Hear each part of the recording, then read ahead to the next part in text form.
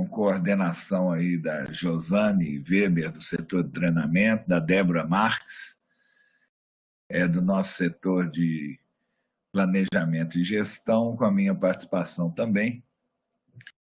E ele é constituído sempre de uma ou duas talks, e em geral tem sido uma live, né?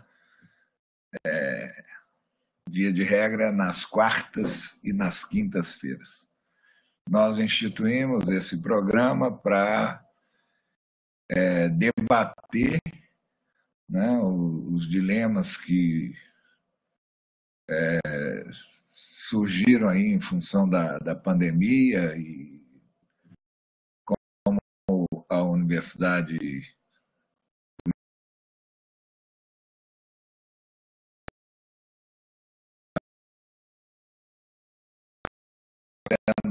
mas também para manter o contato com as pessoas que se valem do serviço do CRIT, né? E nós já discutimos temas variados aqui, e eu vou então apresentar algo que é muito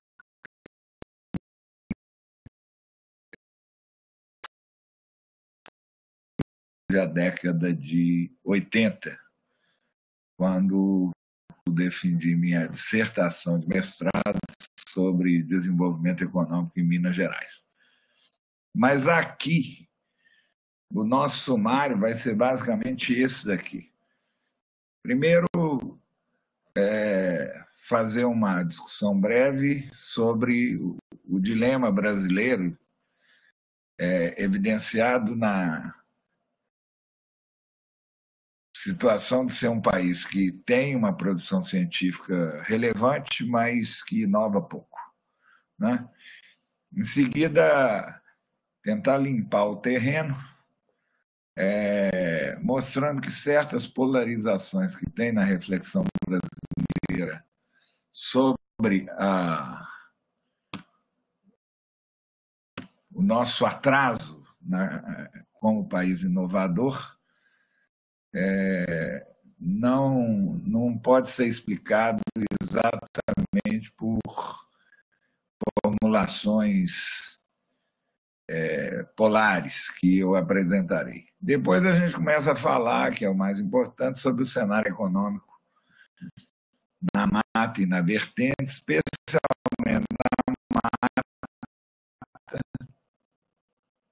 e explicarei por que o destaque na mata à frente, né? E tentando apontar alguma perspectiva para esses dilemas que nós enfrentamos. Então, começando aqui, o problema brasileiro, como tem sido falado por muitos autores, é que nós conseguimos ser um país exitoso na montagem de um sistema de ciência e tecnologia. Um processo que, por assim dizer, para ter uma data de fundação, pode ser demarcado a partir da década de 50, quando Vargas cria o CNPq e a CAPES, e passa pela instituição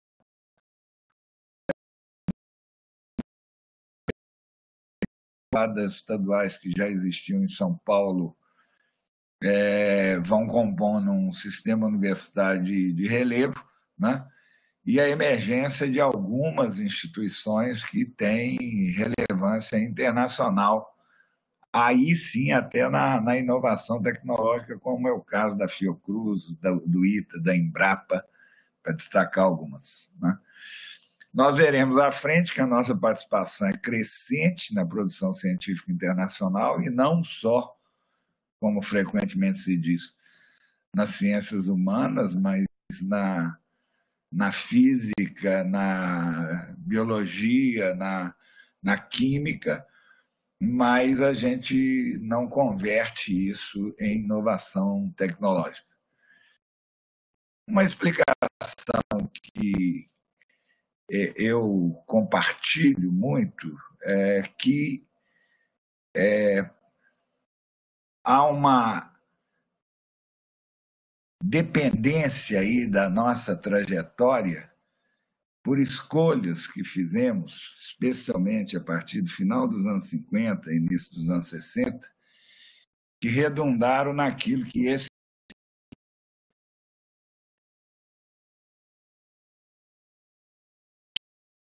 sistema de aprendizado tecnológico passivo, num estudo que ele faz comparar na nossa situação com a Coreia. Né?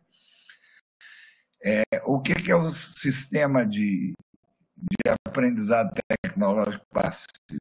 O argumento dele é o seguinte: país atrasado, ele, antes de inovar, ele tem que aprender. Ele tem que aprender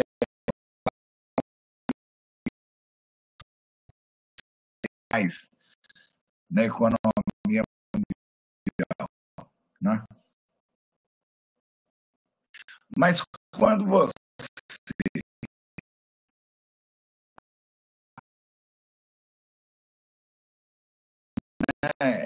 instrumentos para fazer a transferência de tecnologia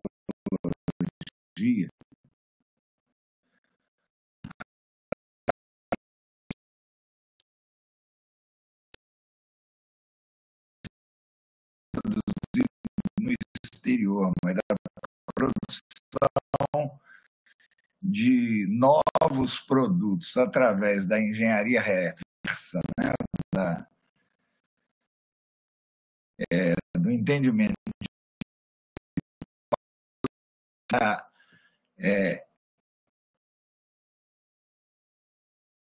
produção agora endógena,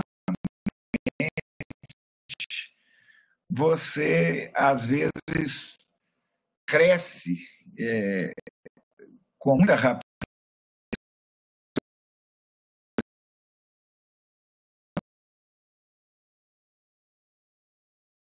exterior e pacotes tecnológicos que permitem que nós tivéssemos um ritmo de crescimento econômico entre 1950 e 1980 de 7,5% em média ao ano, um ritmo quase que chinês, digamos assim, né?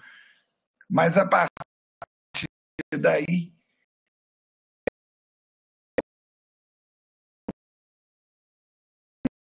e você passa a viver aquilo que o Fundo Monetário Internacional chamou anos atrás da armadilha dos países de renda.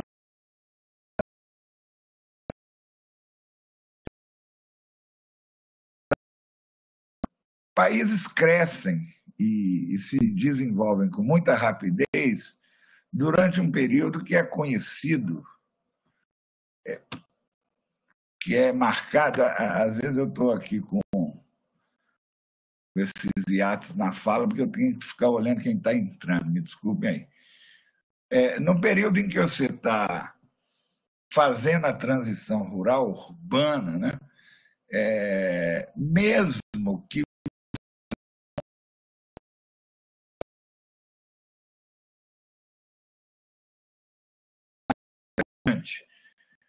porque a mera construção da infraestrutura urbana, o ingresso de população que não estava no mercado, no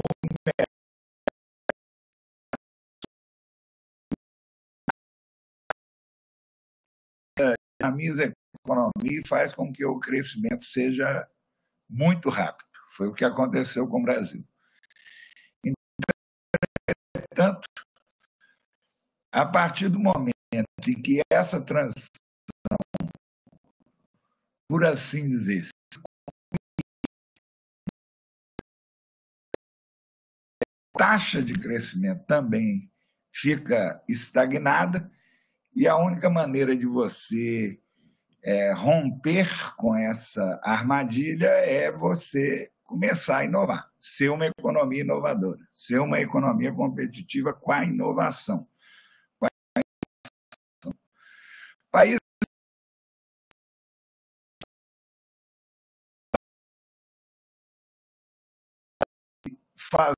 fazer esse giro, como a Coreia faz a partir da década de 80, né? E a partir com uma série de políticas indutoras, né? Que a Alice Amsden, que é uma economista da Universidade de Cambridge, a de Cambridge americana, chamava de sistema de contrapartida, né? Induziram o empresariado coreano a essa disposição inovadora. Para ter uma ideia, a Coreia, no início dos anos 80, tinha 7 montadoras. O governo desenvolveu um programa em que ele financiava as montadoras, exigindo delas, entretanto, a criação de carros mundiais. E aquelas que não conseguissem produzir carro mundial eram retiradas dos programas de fomento públicos, né? A Coreia tem um sistema de bancos públicos para o financiamento da produção que exige, entretanto, que 25% dos recursos que são aportados para o investimento das empresas sejam invertidos em pesquisa e desenvolvimento. Então, é esse que é o modelo de sistema de contrapartida. Eu dou o recurso, mas você me entrega.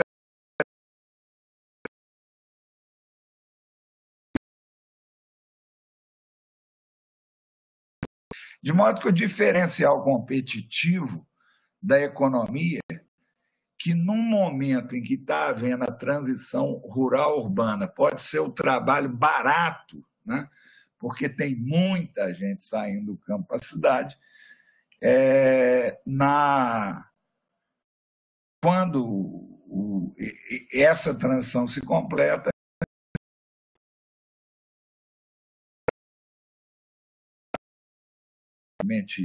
se apregou no Brasil, deixa de ser um diferencial competitivo, né? Passa a ser até uma desvantagem relativa, porque, especialmente num país como o Brasil, e que a sua dinâmica econômica depende muito do mercado interno, né? Você afeta a demanda global com o rebaixamento geral dos custos do trabalho. Então, qual foi exatamente a escolha trágica que nós fizemos? Em geral, e isso ocorreu em toda a América Latina e não ocorreu nos países asiáticos, né? Quando você tem um mercado interno muito internacionalizado, como é o brasileiro, né? Você não dispõe de grandes empresas que aloquem no interior do seu território os seus departamentos de pesquisa e desenvolvimento. A partir daí, você, então, está sempre a pelo menos um passo atrás no avanço tecnológico que ocorre no mundo, porque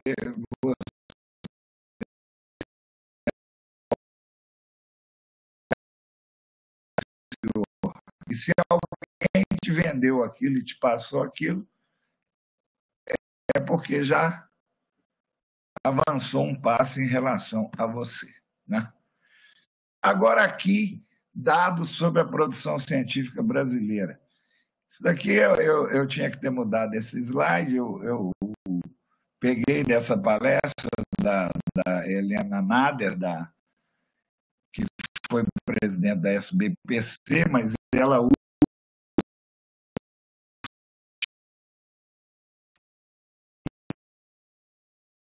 o instituto aqui, ó,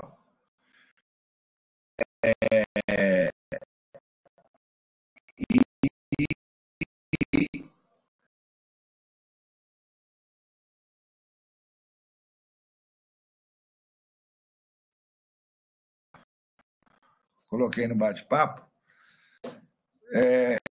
e vocês vão ver aí que nós temos uma produção científica que vai crescendo exponencialmente.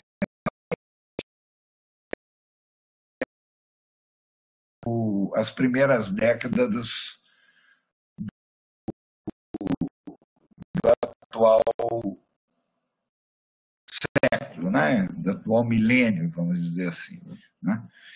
E isso daí, quer dizer, não é como eu disse lá atrás, se vocês entrarem nesse site aí que eu coloquei, aqui ó, mostra que o Brasil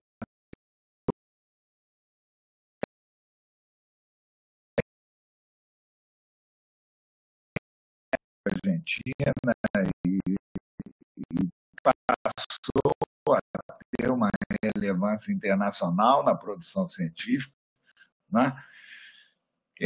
Nesse instituto que eu coloquei aí no bate-papo, o dado de 2016, lugar na produção científica internacional. Em 2019 nós caímos para 15º, mas nós temos situações, entrem lá no site,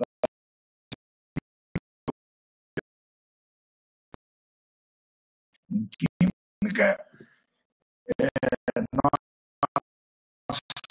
e física, nós estamos em 16º lugar. Então,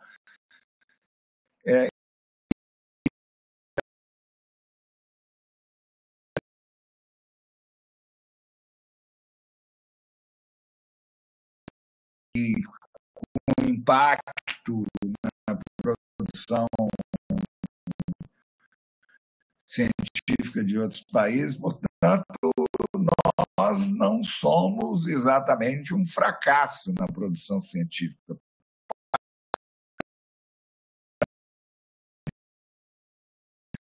Internacional. Entretanto, quando você vai verificar a nossa condição como país inovador, nós estamos lá aí em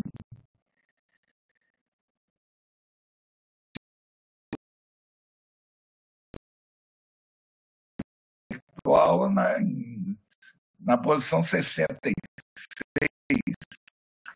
Há um compasso evidente entre a produção científica e a capacidade de inovar. Né? Na manutenção da condição da dependência tecnológica do país. E esse dado aí, que é de uma publicação de 2018 do Ministério da Ciência e Tecnologia, Inovação, como se chamava à época, né?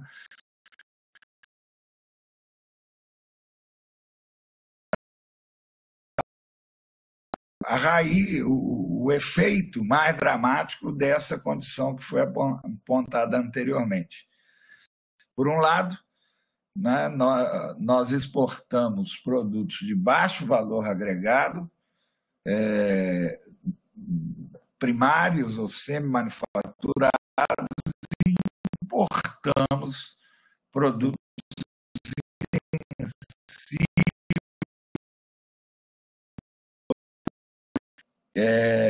o que nos coloca sempre nessa condição que eu falei anteriormente, né, de depender da tecnologia exterior do exterior e não conseguir furar a armadilha da renda média, né, de ficar num quadro, digamos assim, de quase estagnação no crescimento econômico. E não é, se formos olhar bem, apesar da redução recente, porque não tem havido um esforço, seja do setor público, seja do setor privado, para aumentar o gasto em inovação. Embora menor do que em comparação aos países que alcançam taxas de inovação mais elevadas, que, segundo a OCDE, seriam aqueles que têm pelo menos 2% do PIB com gasto em inovação, e nós nunca alcançamos esse patamar, né? Nunca chegamos nem perto desse patamar, né? Mas o gasto em inovação sempre cresceu exponencialmente também nos primeiros anos desse século, tem se reduzido nos últimos anos, né? Agora, aqui é que está a raiz do problema, né? É que, além do gasto ser pequeno em termos da sua participação no PIB, né?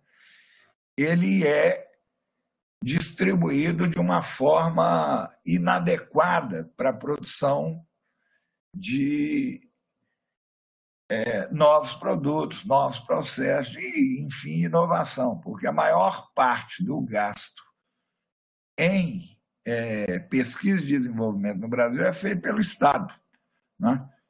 É feito pelo Estado. Ele não chega até as empresas, ou as empresas não gastam efetivamente como deveriam em pesquisa e desenvolvimento. Por quê? Porque o cara acha o seguinte, às vezes ele compra uma máquina nova, ele está achando que está fazendo inovação, mas na realidade ele está se igualando ao patamar de competitividade dos países que inovam, que, como eu disse, ao venderem aquela tecnologia, já estão olhando um passo à frente. Então, você, durante um certo ano, tem um arranquezinho na sua expansão e logo depois você está tendo que competir com quem já tem uma tecnologia nova, né? Aqui a distribuição dentro do governo federal é evidente que é maior no Ministério da Educação, no Ministério de Ciência e Tecnologia, Agricultura, muito por causa da Embrapa, né? Ministério da Saúde. Essa tabela aí ficou muito ruim de ler, mas aí são os números, né, que vai até 2016, os gastos por órgãos federais. Também o percentual nas regiões do país é evidente aí o predomínio do sul e do sudeste, né? Os governos estaduais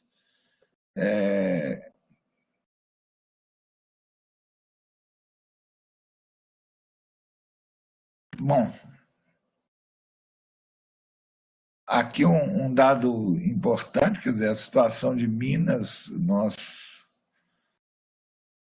investimos também aqui em Minas muito pouco em ciência e tecnologia, em pesquisa e desenvolvimento também, estamos em quarto lugar, atrás até do Paraná, né? Um comparativo com alguns casos de êxito, né? Veja lá que a linha vermelha mostra o crescimento da China, né? E a Coreia, que é dentre esses países aí, que é o maior percentual do PIB com gasto em inovação. Mais uma vez, uma indicação desse arranque chinês, né? E um comparativo com gasto do Estado e gasto das empresas com inovação. Vocês observem bem, vou aumentar a tela aqui para eu conseguir ver, que a China, né, a República Popular da China, dirigida pelo Partido Comunista da China, o gasto com inovação nas empresas é de 76%, na Coreia 75%, no Japão 78%. Nos Estados Unidos, 62%. Nós estamos ali meio emparelhado com a Índia, né? E melhor que a África do Sul e a Rússia. A Rússia é um caso singular, porque tem muito investimento em PIB na indústria armamentista, né? Mas a sua economia é uma economia muito dependente da produção de petróleo e gás. Na verdade, é um país sentado num bujão de gás. Então, esse dilema aí que coloca com as dificuldades que temos de superar a chamada armadilha da renda média. O que se fez para tentar resolver esse problema?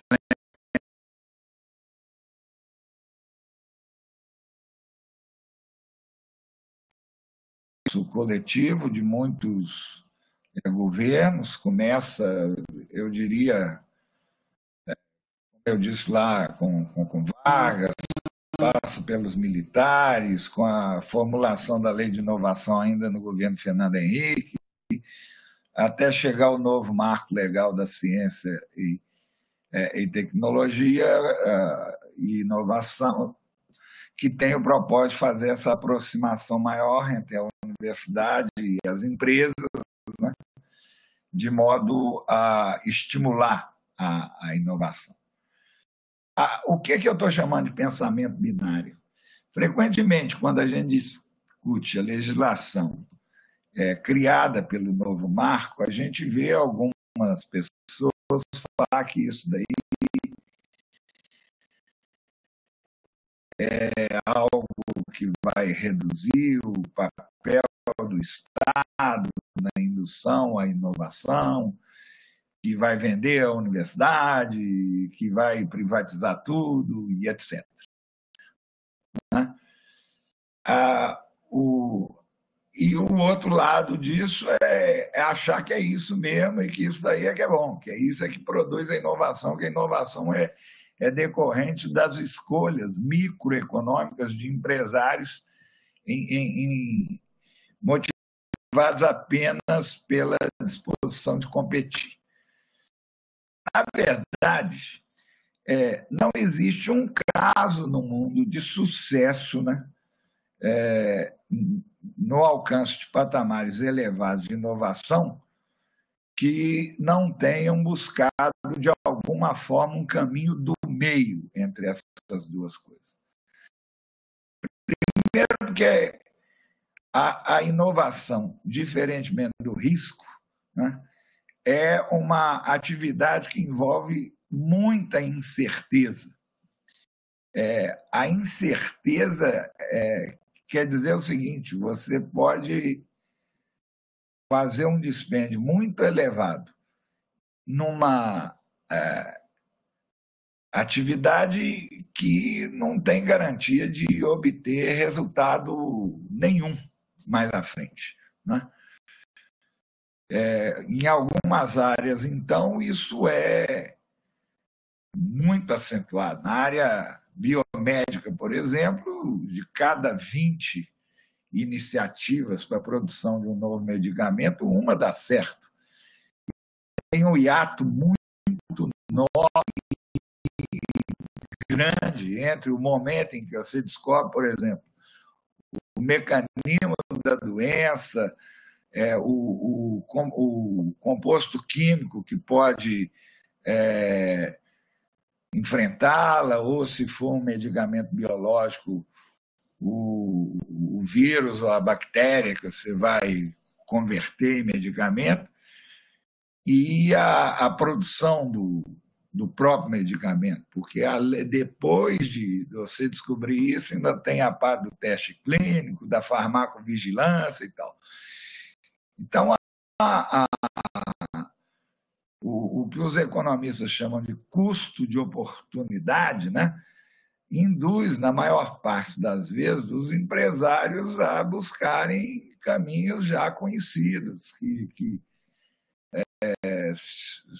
se adaptarem a determinadas rotinas bem-sucedidas e evitando, portanto, a incerteza que envolve a atividade de inovação. Por isso, não há como, né?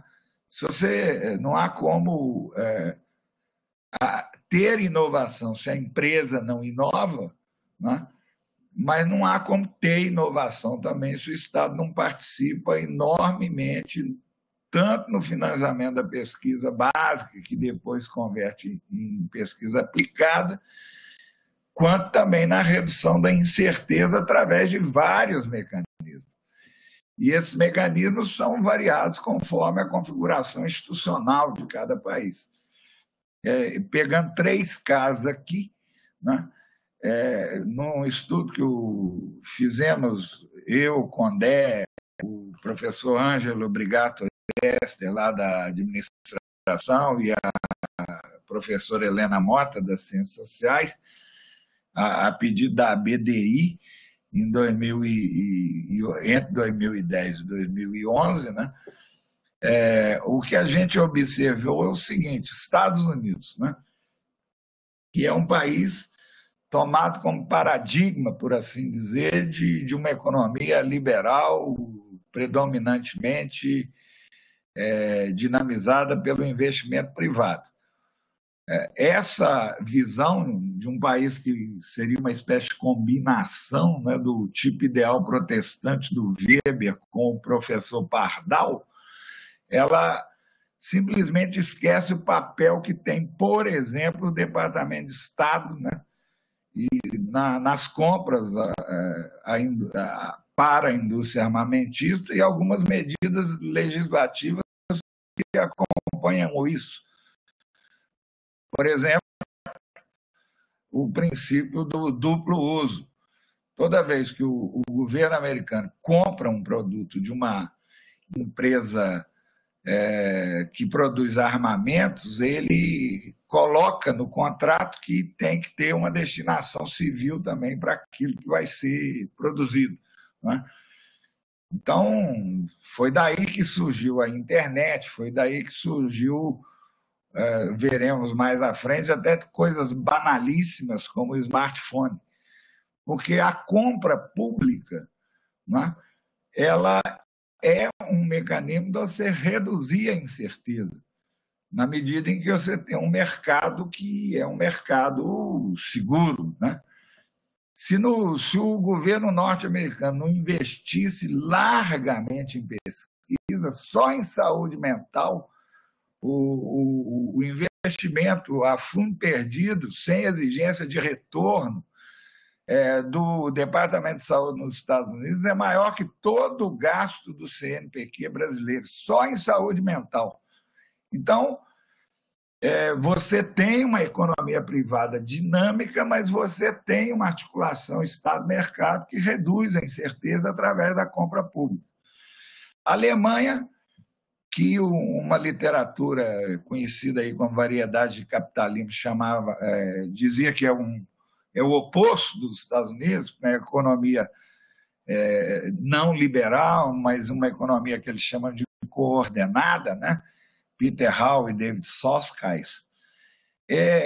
Tudo é negociado o tempo todo. Quer dizer, você tem um modelo de governança nas empresas em que não aparece a figura do CEO, né? Você tem... exige-se que os trabalhadores tenham participação na direção da empresa, os sindicatos e os bancos também participam desse modelo coordenado de gestão da economia. Agora, esse padrão de concertação social, que é uma herança de um trauma que os alemães, né, tiveram com a experiência do nazismo, né? A partir dali, tudo na Alemanha passou a ser feito através da concertação, a um ponto de você, no parlamento, ter como obrigação legal que a oposição controle a comissão de orçamento e finança do governo, que vai avaliar as contas do governo, né? Então, esse modelo cria um padrão de investimento por parte das empresas que contam muito com o investimento do banco, que é um investimento mais paciente. Por isso que, enquanto o empresário americano quer o resultado muito rápido, fast track, né? Para ficar lá mostrando resultado para os seus acionistas, né? O que define também uma vantagem institucional para algumas atividades na área de comunicação, né, de produtos mais leves e tal. A Alemanha se destaca na produção de bens de capital, com investimentos de longuíssimo prazo, né, e com resultados também colocados num horizonte temporal muito mais distante do que aquele que resultaria apenas de uma resposta rápida à dinâmica do mercado. E a Coreia do Sul é esse modelo que eu já falei da contrapartida. Então, se a gente entende isso, a gente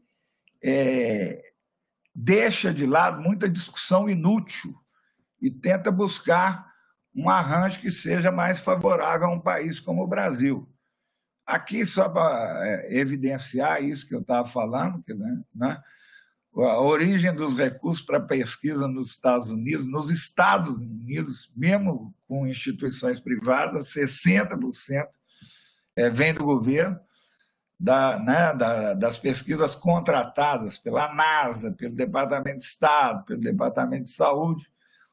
Outros são fundos da própria universidade, 25%, mas note bem que 25% é o orçamento de recursos privados da UFJF, com o CAED. Né? Organizações sem fins lucrativos têm muito esse modelo, né, das associações que cooperam, e apenas 6% das empresas. Né? Então, e é isso que dá certo. Na União Europeia, 77% do governo. Né? Então, se superarmos essa polaridade um pouco cega, a gente pode, talvez, encontrar o caminho para o Brasil. Aqui é o exemplo que eu estava falando, que aparece no livro da Mariana Mazzucato sobre o smartphone, né? O Steve Jobs, naturalmente, que foi genial ao reunir várias tecnologias que foram desenvolvidas em diversas agências, especialmente da área de defesa nos Estados Unidos e na Inglaterra, e reuniu isso e criou o smartphone. Mas a tela, o chip, tudo isso tinha sido desenvolvido em pesquisas contratadas pelo Estado, especialmente em agências de defesa desses dois países. Né? Chegando ao caso de Minas Gerais, aqui uma passagem rápida sobre a nossa situação nas diversas mesorregiões do Estado. Né? Veja só a nossa situação da Zona da Mata Mineira. Né? Nós hoje, que fomos já a região mais rica do Estado, estamos em 8º lugar no PIB per capita, né? E à frente do norte de Minas, do Vale do Mucuri, do Vale do Jequitinhonha e do Vale do Rio Doce. Mas isso é o PIB, porque a taxa de crescimento, pelo menos nesse século, nós tivemos a menor do Estado. Né? O Campo das Vertentes está um pouquinho melhor que a gente no PIB per capita, mas também numa situação desfavorável, confrontada a outras regiões. Eu peguei esses dados aí, desse site Data Viva do governo do Estado, e focalizei basicamente exportação, porque a exportação indica, em boa medida, né, qual é o perfil da estrutura produtiva de um país. Se você exporta muito produto primário, é sinal de que a sua economia ela tende a ser menos intensiva em tecnologia. E aí esse é o nosso cenário. Se a Rússia é um enorme país sentado em cima de um bujão de gás, nós estamos aqui sentados em minas de ferro e produção de aço e etc. Região metropolitana de Belo Horizonte seria mais ou menos evidente, né? É a Minas Mineira, como frequentemente se diz, né? Mas não é só lá. Sul-Sudoeste de Minas, café, 74% das exportações da região. Os empregos acompanham. Triângulo Mineiro e Alto Paranaíba. Isso daí por causa do Alto Paranaíba, que é também uma extensão do centro do estado. Mais uma vez, ferro liga, liderando as exportações. Depois soja, depois café, depois açúcar, carne bovina. Zona da Mata, café, hidrogênio e depois ferro ou produtos siderúrgicos. E café fundamentalmente ali no norte da Zona da Mata, Muriaé e Manhuaçu. Norte de Minas, hidrogênio, ouro, ferro liga. Lá do Rio Doce, pastas químicas de madeira soda ou sulfato. Oeste de Minas, produtos semi-manufaturados de ferro. Jequitinhonha, grafite e granito. Eu imagino, uma região que vive de exportar, não é que vive, né? Mas quando exporta, exporta granito. Campo das Vertentes, sais, carboneto, ferro liga, carne de ave, minério. Central Mineira, soja e zinco. Vale do Mucuri, carne bovina congelada. Noroeste de Minas, ouro. E na Mata e Vertentes. Antes de chegar àquele quadro por micro-região, um breve registro histórico do que a gente tem, ou a gente, vários autores, têm apontados como o declínio relativo da Mata Mineira. Veja só, nos trechos destacados nessa tela aí, nós já tivemos 20% da produção nacional de café no período em que o café foi o nosso principal produto de exportação no país, né? Superando o Rio de Janeiro no final do século. A mata oscilou entre 90% da produção do café no final do século XIX, 70% nos anos 20.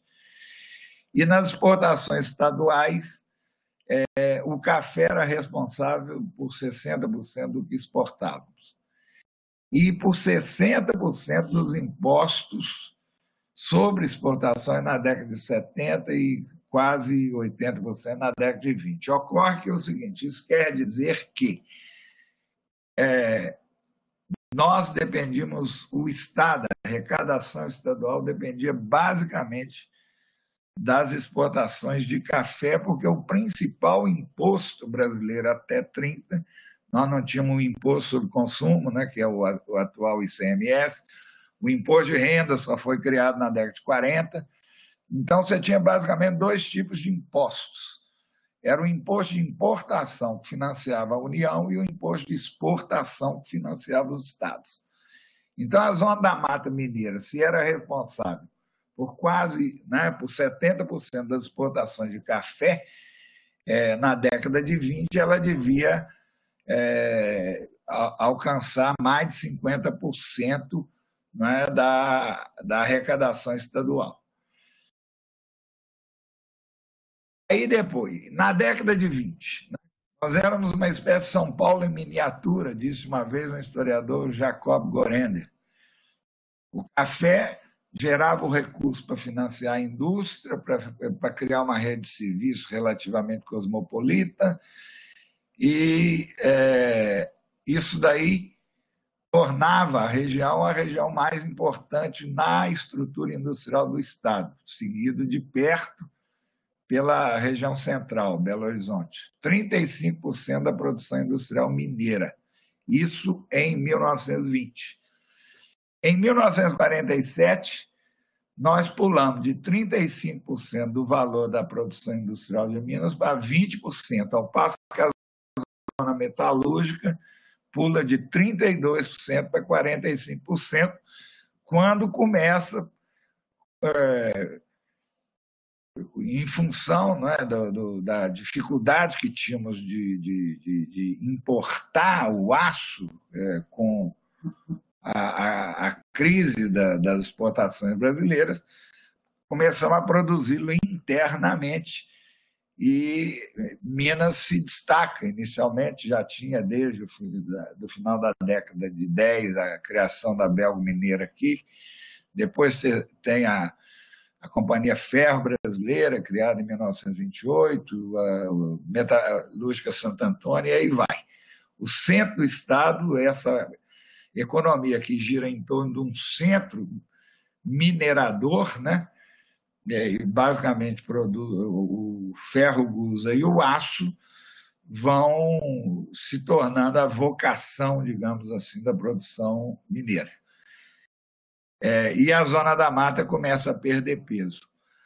Acompanha isso dois fenômenos que são muito importantes. Primeiro, o declínio do café, né?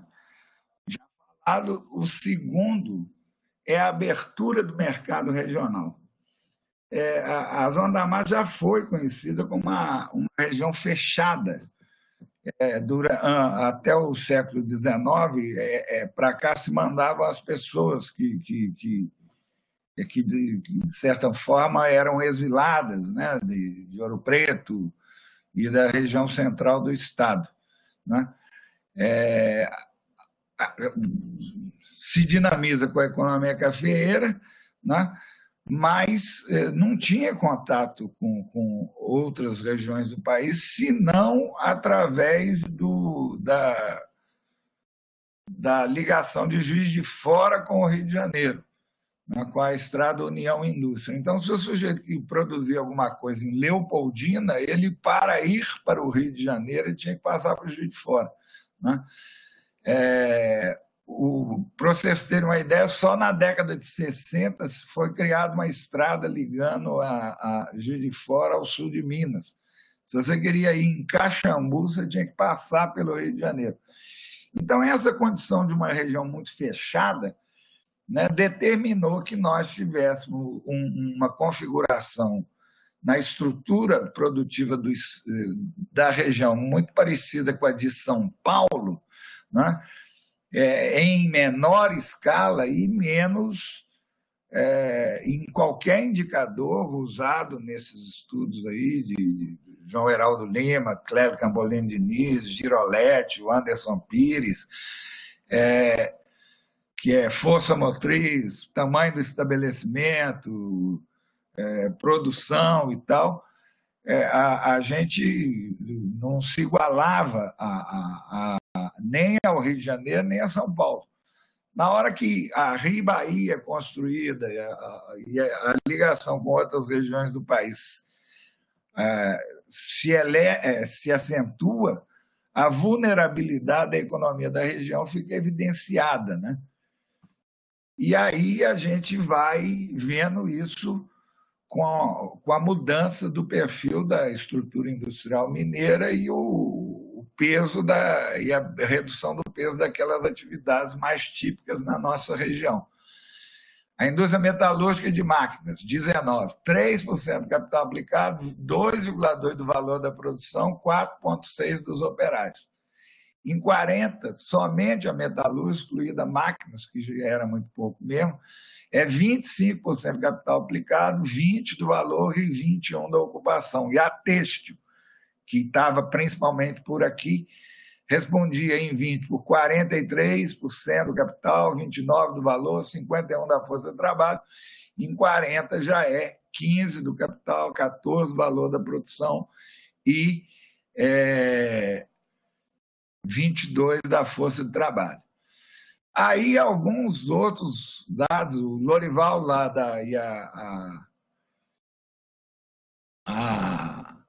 e a Suzana Quiné Bastos, né, no estudo também que foi feito,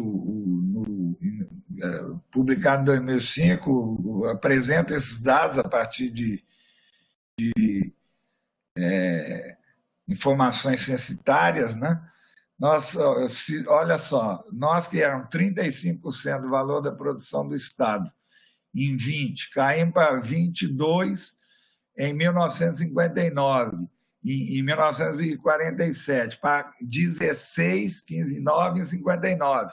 E em 1999, nós já éramos apenas 7,26% da produção industrial do Estado. No estudo feito pelo Clélio Campolina Diniz,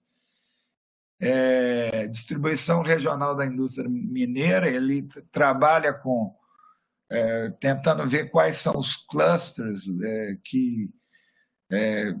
polarizadores, geradores de aglomerações industriais em Minas, encontra 61 cidades no estado de Minas Gerais, apenas 8 na Zona da Mata, e algumas num quadro, naquela época, de bastante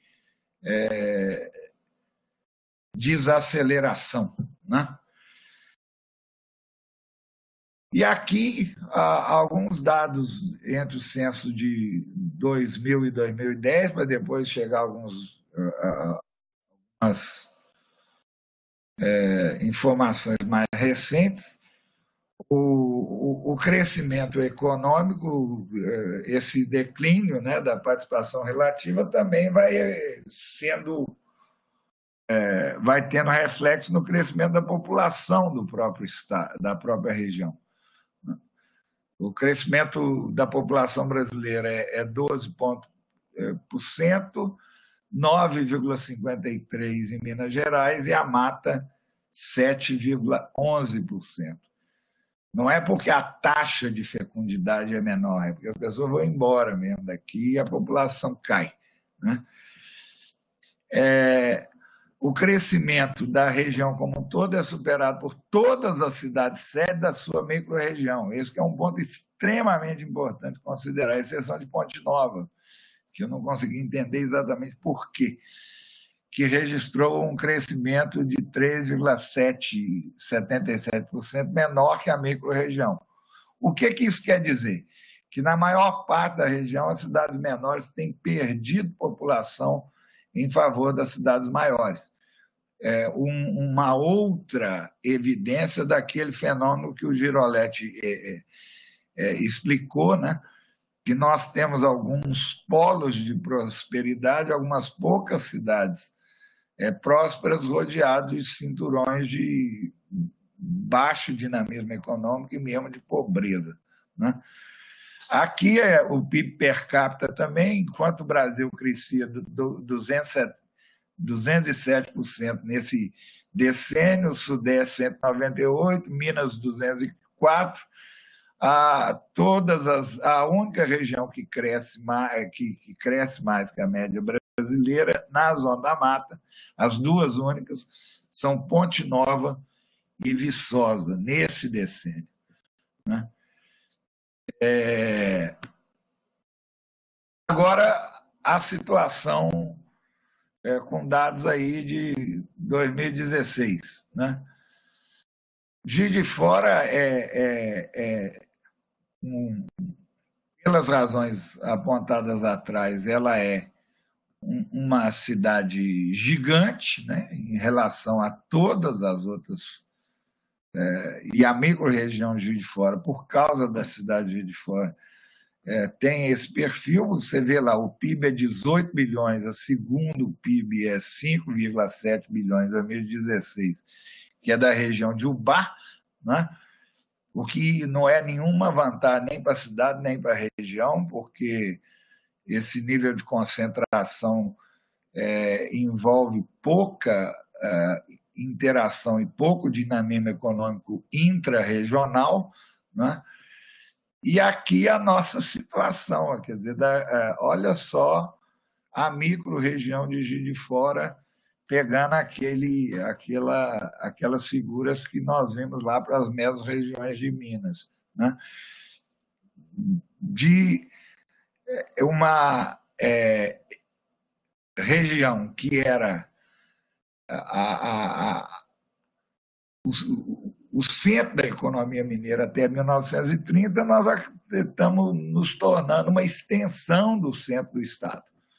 Vendemos muito hidrogênio, por causa lá da produção em Santos Dumont, e o resto são as vendas aí da ArcelorMittal, né, da siderúrgica que se instalaram aqui, que tem pouco efeito encadeador com a economia regional, porque não usam fornecedores locais e fazem pouca interação também com as instituições de pesquisa que aqui nós criamos. Aí você pega lá Manhuaçu, é café, 100% de exportação de Manhuaçu é café. Manhuaçu, assim, o café foi subir na Zona da Mata e ficou lá no norte da região, é como a sua última fronteira, né? Ubá, carne de aves, porque aí tem ali Astolfo Dutra, produção de frango, né? Mas a produção de móveis em segundo lugar, como artigo de exportação, que eu estou querendo dizer, não é o PIB, a participação no PIB, não. Muriaé, coladinho, né? Manhuaçu é a micro-região logo colada de Manhuaçu, de novo café. Viçosa, que tem uma indústria lá que produz um artigo para cabelo à base de babosa. Não quer dizer que a exportação seja relevante, mas o maior peso é desse produto. E Cataguases, que envolve Cataguases Leopoldina e tal, que tem uma configuração mais próxima do que era a Zona da Mata antes de 1930, né? Você tem uma produção de tecidos leves de algodão, com alguma diferenciação de produto, produção de roupa feminina, lingerie, etc. Teletransmissões por causa da Energisa, né? E aqui, Ponte Nova, carne suína, quer dizer, e o Campo das Vertentes, que é uma extensão do centro de Minas, né? Que nós vamos ver? Carboneto, carne de ave, ferro-liga, ali na região de Barbacena. E São João del Rei, ferro-liga, sais inorgânicos, só produto primário, e lavras, peça para veículo. É o único cenário mais diferenciado, né? E aqui a nossa participação do PIB, as duas mesorregiões, um pequeno crescimento nos últimos anos, mas mantendo naquela faixa de 8%, 7%, a Zona da Mata, né? Que já foi mais de quase 60% do Estado, e a de Campo de Vertentes ali arranhando um pouco mais de 2%. Aqui o cenário do estudo do Giroletti, veja só, se formos pegar as micro-regiões por atividade econômica, né, por intensidade da atividade econômica, intensidade tecnológica, as regiões mais escuras são as que têm mais intensidade tecnológica. Quanto mais claro, menor a intensidade tecnológica, de modo que é aquilo que eu falei. É uma economia com pouco dinamismo e baseada em atividades ainda muito tradicionais. com também uma estrutura de empregos em que predominam empregos de baixa qualificação, o desenvolvimento humano até que não é tão ruim, e aí tem uma coisa que eu chamo, que é que um autor russo, uma vez falando de outra coisa, chamava a virtude do atraso. Eu fizemos um estudo há 3 anos atrás, eu e mais uns 2 estudantes da história e um das ciências sociais, os indicadores, saneamento, água encanada, saúde e tal da região não são muito ruins, né? Por quê? Porque a região teve um período de prosperidade no passado e constituiu uma estrutura urbana e de serviços razoável, e o seu declínio econômico e populacional não acarretou a destruição dessa infraestrutura. Então, você tem até um IDH razoável, embora o nível de renda da população esteja abaixo da média estadual, né? Enfim, o que nós temos é isso que eu falei, uma economia fechada até 30, combinando café e indústria, a integração ao mercado nacional e o declínio do café produz esse rastro de fragmentação e degradação ambiental no mundo rural. O café tem isso, né? Ele produz muita riqueza, mas ele esgota demais o solo.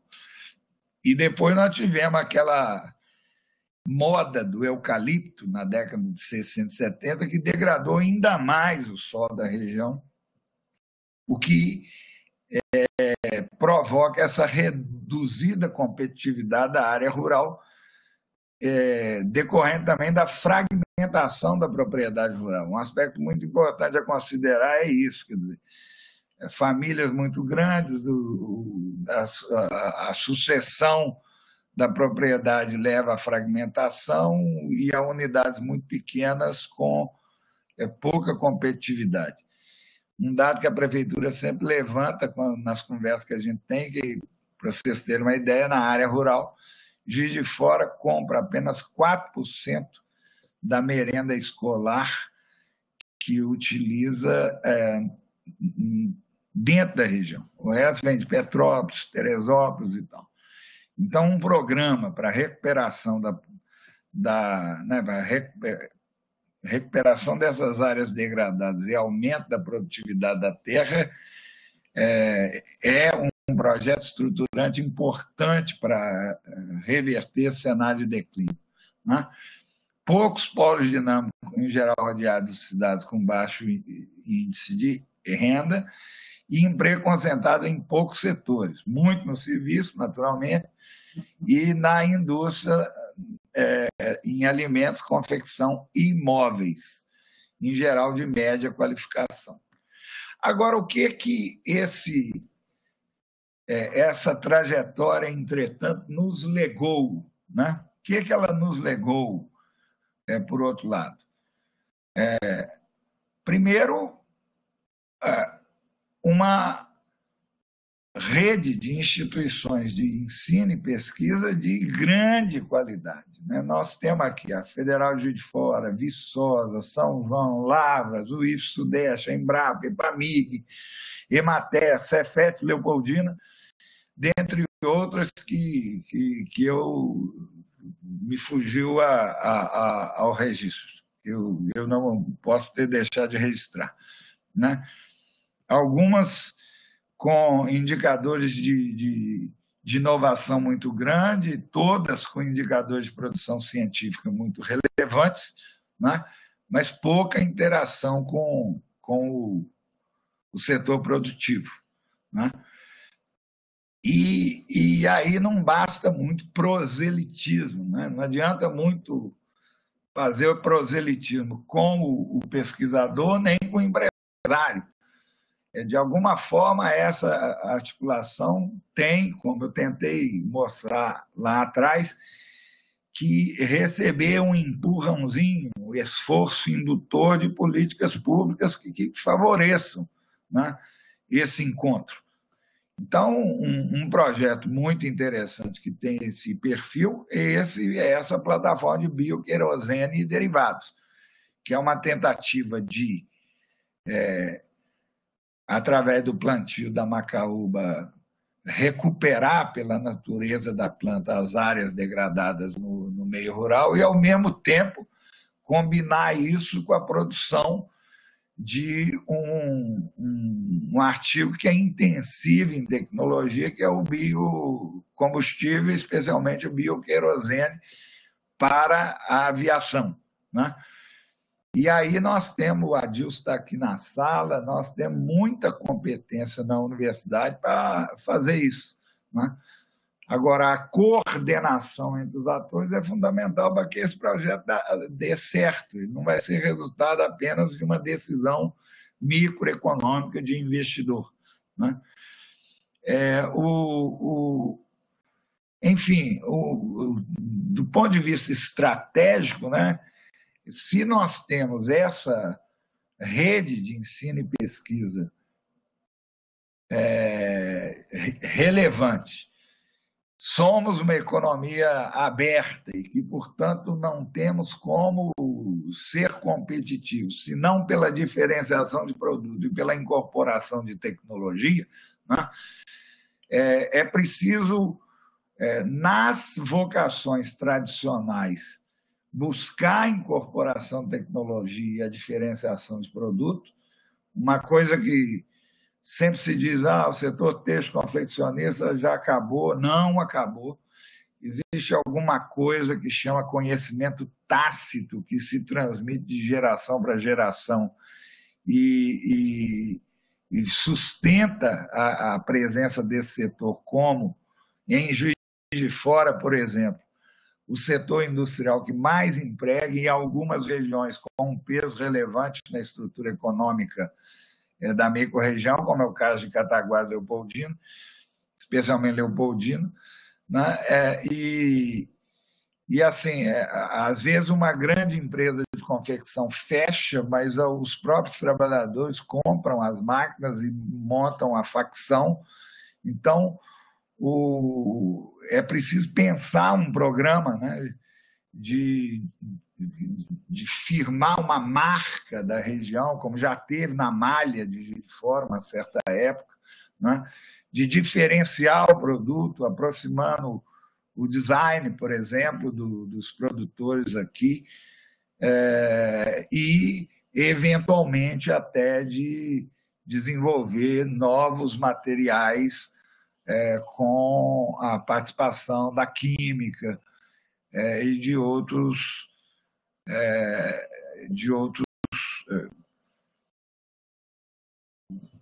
outros grupos de pesquisa que existam nas universidades que nós temos. Segundo, o que é um pouco a minha obsessão, né? Nós precisamos entender quais são as vocações latentes, além daquelas que subsistem aí, que precisam ser modernizadas, incorporar tecnologia, quais são as vocações latentes, né? Desde que nós começamos aquela rota de perda de posição relativa a partir da década de 30, a única coisa que se fez aqui na região, especialmente em Juiz de Fora, foi atrair uma grande empresa para ver se isso aumentava o emprego, a arrecadação e a renda. E o que você tinha era sempre um pequeno período assim, de 2, 3 anos de crescimento e depois voltava a mesma letargia de sempre. Então, nós atraímos a Facit, depois a BD. A BD até tem um pouco mais de sentido, a meu ver. A antiga Mendes Júnior, depois a Mercedes. Não que fosse errado atrair essas empresas, né? Apesar do custo tributário muito elevado que esse tipo de política acarreta, né? Mas, de todo modo, ela gera um certo volume de empregos e passada a fase das benesses do poder público, ela também comparece na arrecadação, como é o caso da Mercedes, né, que tem uma participação muito expressiva na arrecadação municipal de Juiz de Fora.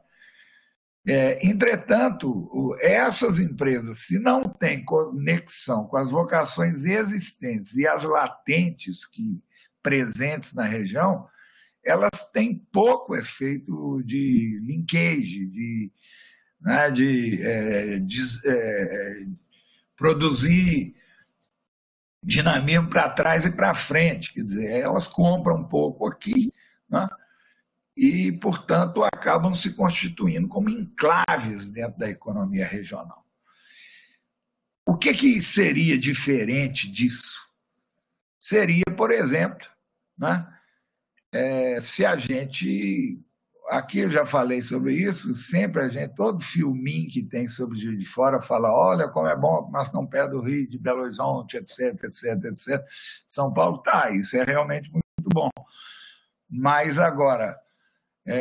isso não é suficiente para a gente ter uma política de atração de investimento que induz a constituição de uma estrutura econômica integrada e dinâmica.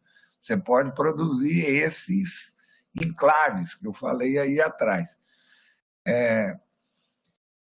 Então, assim, o que a gente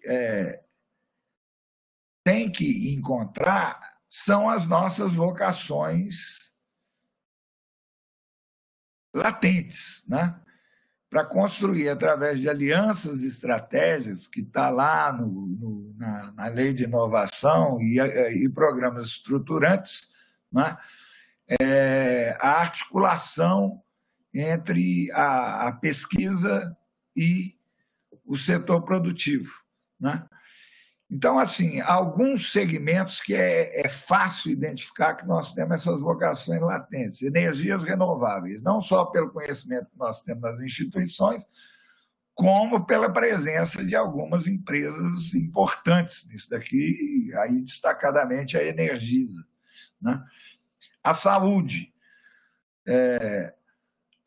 o peso da rede de serviço na área de saúde em Juiz de Fora é uma coisa desproporcional, né, até para a demanda do serviço de saúde na cidade, porque virou uma rede que atende uma parte do Rio de Janeiro, a Zona da Mata inteira e uma parte da Vertentes, né? E nós temos muito conhecimento na área de saúde diretamente e conexas, né? E a produção e a inovação em saúde, ela tem esses dois polos. Ela, por um lado, envolve conhecimento, pesquisa, naquela distinção clássica do Pavitt, né? A indústria farmacêutica é uma indústria baseada na ciência. E, por outro lado, a prática clínica. Então, nós temos as duas coisas. Falta colocar no meio do caminho o setor produtivo, né? Ao invés de trazer uma siderúrgica, trazer uma grande farmacêutica e ter um atrator para isso, que seria como se tentou há 2 anos atrás com a criação do Instituto de Pesquisas Translacionais, que vamos tentar retomar logo que as condições o permitirem, né? Outra, solução ferroviária. Também temos muito conhecimento aqui e temos a MRS localizada aqui de fora e provavelmente a linha mais importante férrea mais importante do Brasil, porque ela é decisiva na exportação de uma commodity que quase que carregou o país na primeira década do século, que é ferro, gules e aço, né? Então, a criação de um centro de pesquisa que junto com a MRS, produza, né, artefatos que são necessários para a produção ferroviária, é outra saída para a gente tornar a economia mais intensiva em tecnologia. Isso nós estamos conversando com o Inestec, da Universidade do Porto, que montou um centro de pesquisa em soluções ferroviárias em Hong Kong e está estudando com a gente a possibilidade de fazê-lo aqui, né?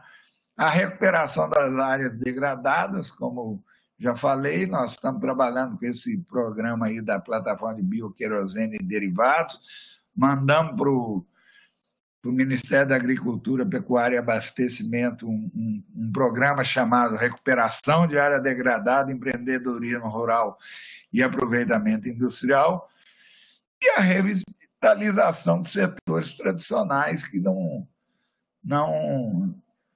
há como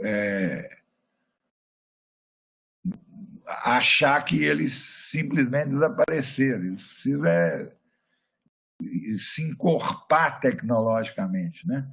E, por fim, uma área que é transversal a essas todas e que também tem muita capacidade é a área de tecnologia da informação. Então, basicamente... Oh, meu Deus. Próximo slide é o obrigado. Então, é isso que eu tinha que falar. Eu excedi um pouco meu tempo, mas espero que tenha sido proveitoso para quem se interessou e ficou por aqui. E eu vou ali abrir o bate-papo para ver se apareceu alguma pergunta. Ou se alguém quiser fazer uma pergunta, pode fazê-lo por escrito ou também ligando o microfone.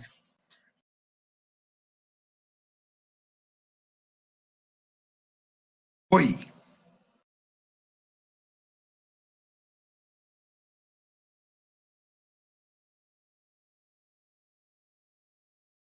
Nada?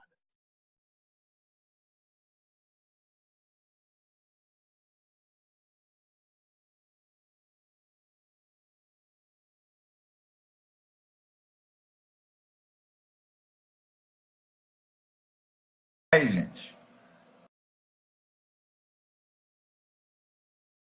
Há mais mensagens abaixo. Espera aí. Cabeça de dinossauro.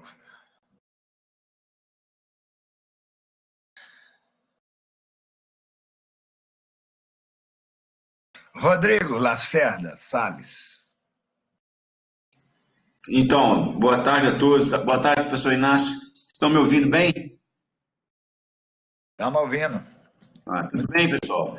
Professor, eu só mesmo para registrar aí e parabenizar pela fala. Foi muito importante a gente fazer discussão e refletir sobre essa questão do desenvolvimento econômico na nossa região. A gente tem procurado fazer isso aí pelo GDI, né?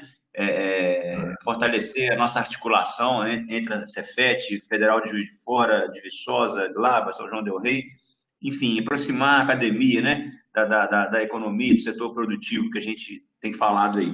Mas mesmo é para parabenizá-lo pela fala e reforçar aí a nossa presença nesse grupo tão importante.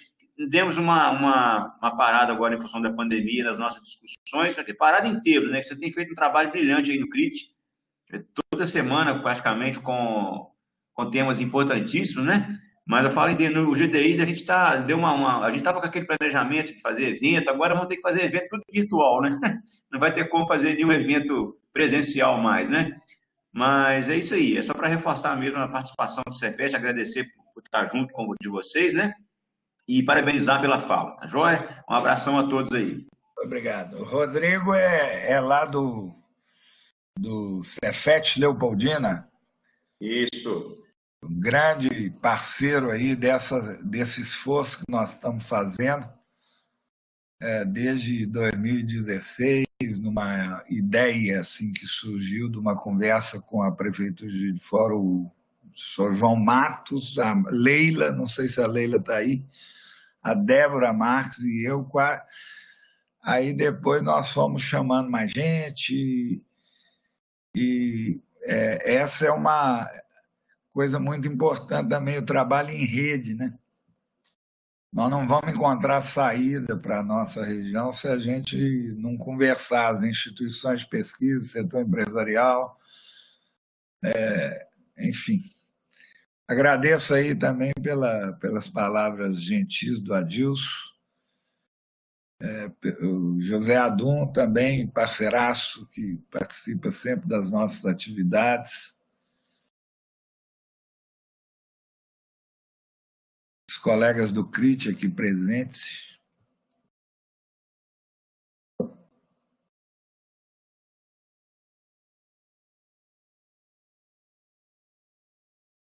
Luiz Paulo. Ô, Luiz, você finalmente conseguiu aparecer. Muito bom, obrigado aí pela...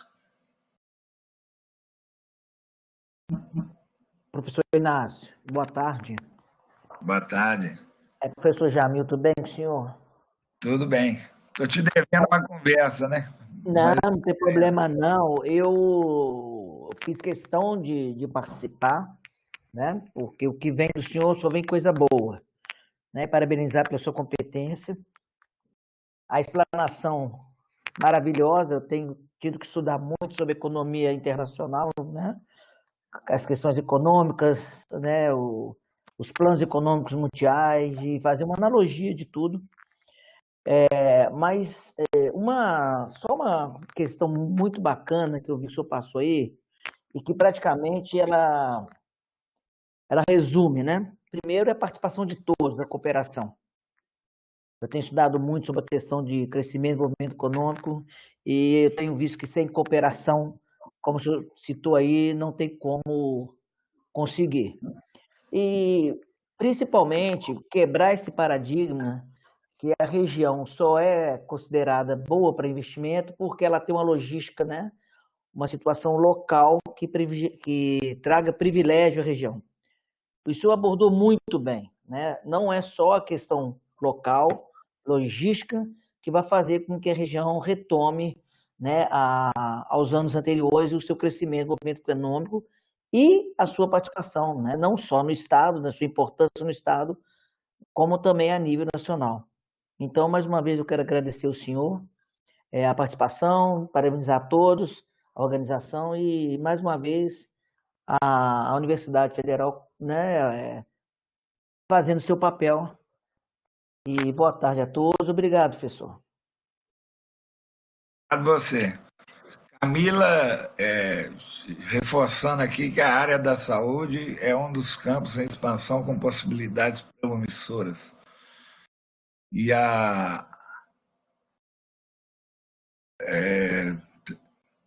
que a inovação é crucial para essa expansão, se eu posso disponibilizar a apresentação, com certeza. Não só os slides, como também nós estamos gravando essa apresentação, depois ela vai ser pública.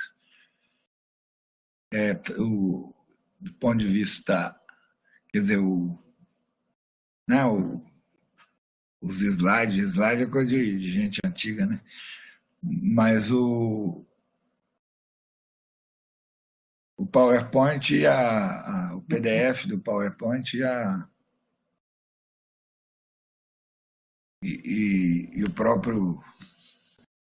própria fala. Oi, Inácio. Oi. Luiz Paulo. Boa tarde a todos. Posso fazer umas perguntas? À vontade.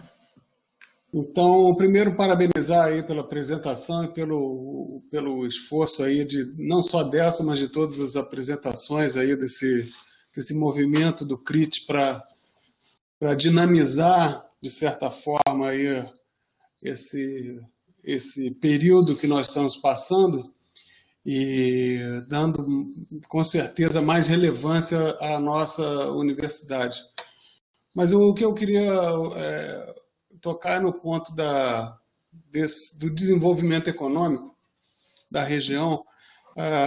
Todos nós temos assistido aí o seu incansável esforço no sentido de se comunicar de trazer, de tornar parceiros, de identificar parceiros da universidade no setor produtivo, principalmente local.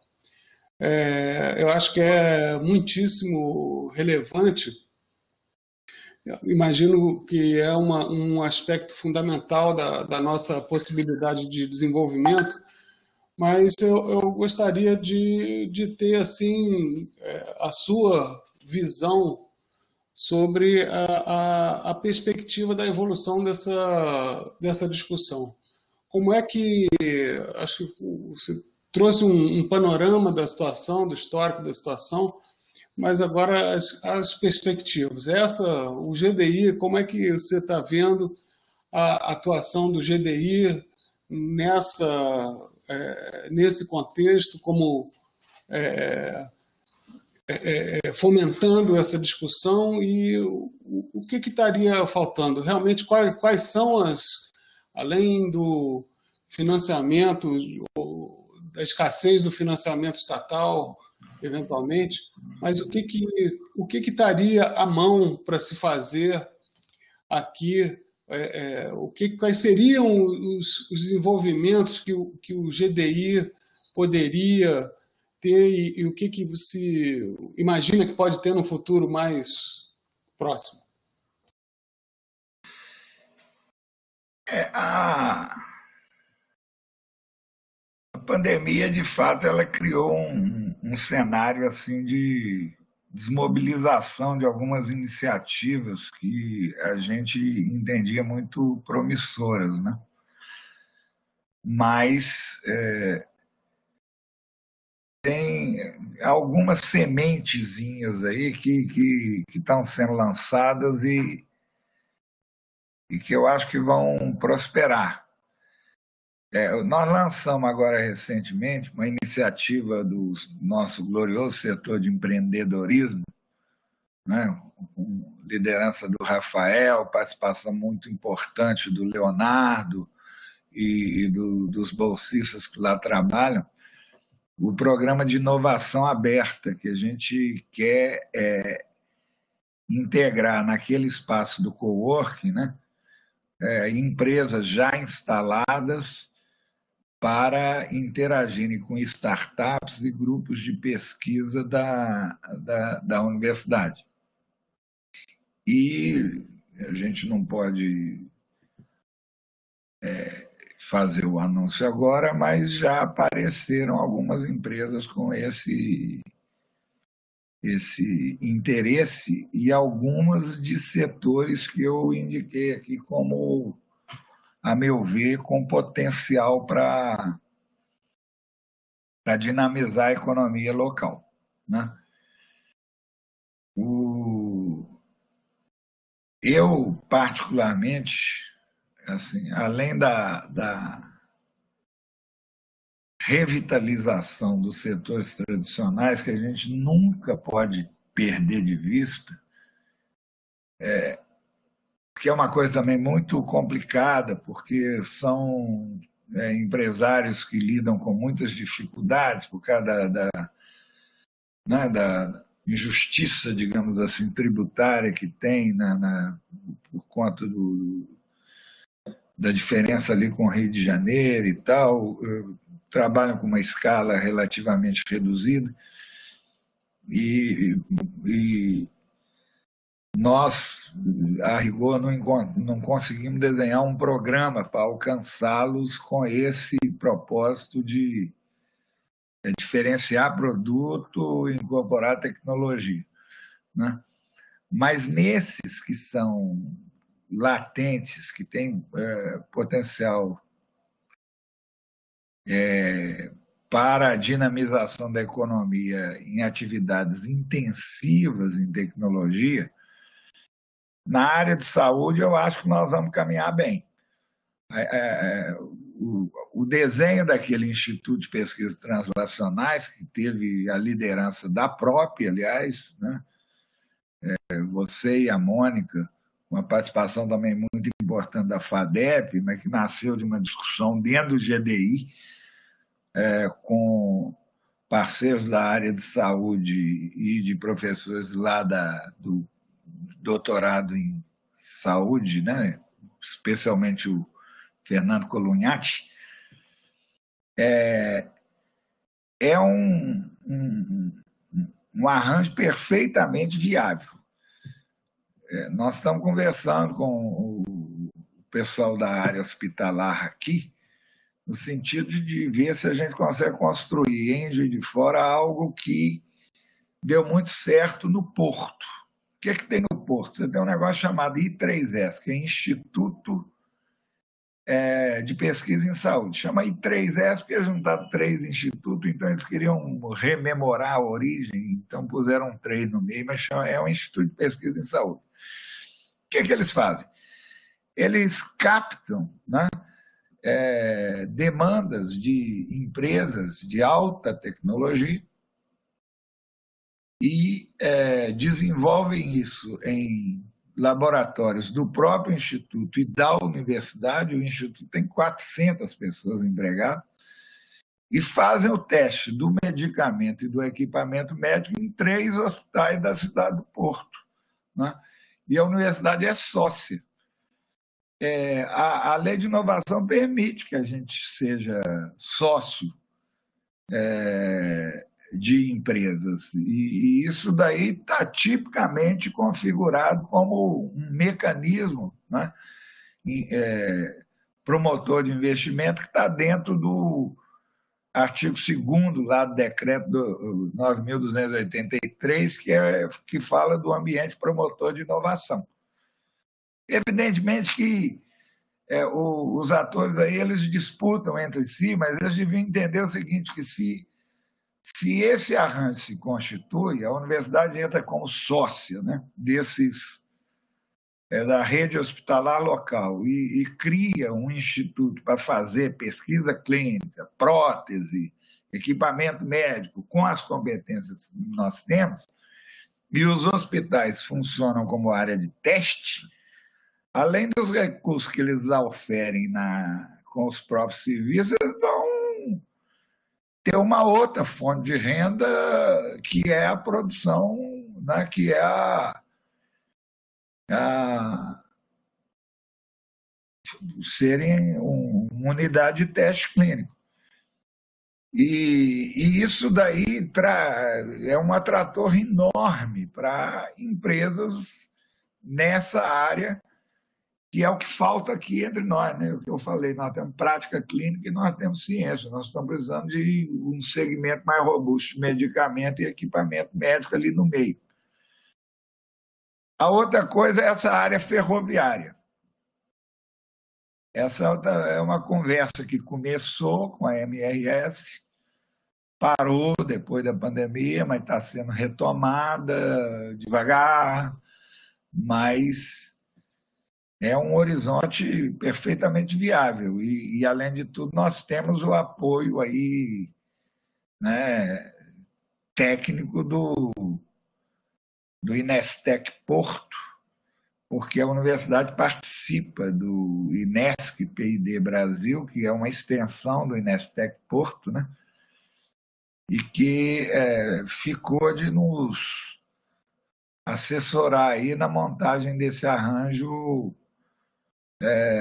em que, de novo, nós seríamos parceiros de uma empresa que além do que já ganha transportando carga, agora pode também ser uma empresa, pode ser sócia de um instituto que vai produzir equipamentos, artefatos que podem ser vendidos no mundo inteiro, né, de intensivos em tecnologia para a área ferroviária. E tem muita gente aqui na engenharia, principalmente, que trabalha com isso.